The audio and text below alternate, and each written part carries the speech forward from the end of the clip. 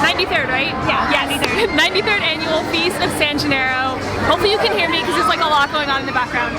So the first festival was in 1926 by the Italians who immigrated to New York and they lived in this area. And it's honoring Saint Gennarius, the saint from Naples. He's the patron saint of Naples. And every year they have this procession, they have food, they have drinks, they have games, Ferris wheel rides, cannoli eating contests. So yeah, very exciting.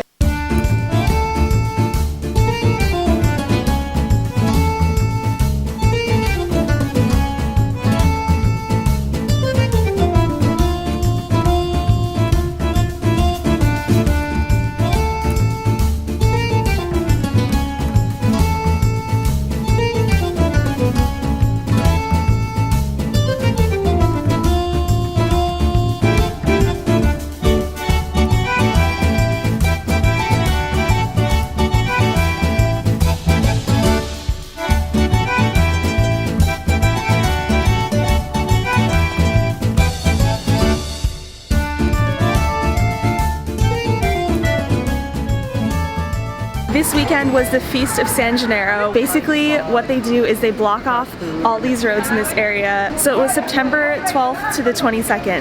And so the story is, if you're not familiar, his name is Saint Gennarius, San Gennaro, and during the time that he lived, the Christians were being persecuted. So this is actually, legend has it, that he was imprisoned for being a Christian and he was persecuted at the time.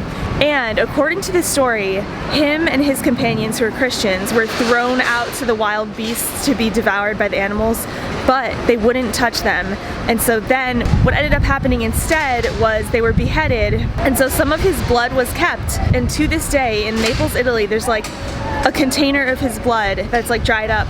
But every year on his feast day, the blood liquefies. I don't know if it like bubbles, if it just fills the container more, and then it goes back to being solid. And this is unexplained by science. There's no explanation for it. And so that's the story of Saint Gennarius. 1926 was the first year that they held the San Gennaro here in New York. And then ever since then, it's just been the longest running New York festival, which is very exciting.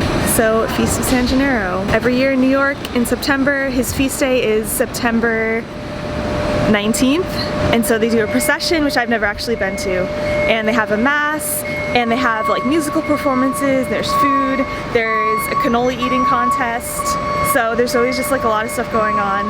It was super, super crowded. I was here on Sunday and I couldn't even walk because there were just so many people.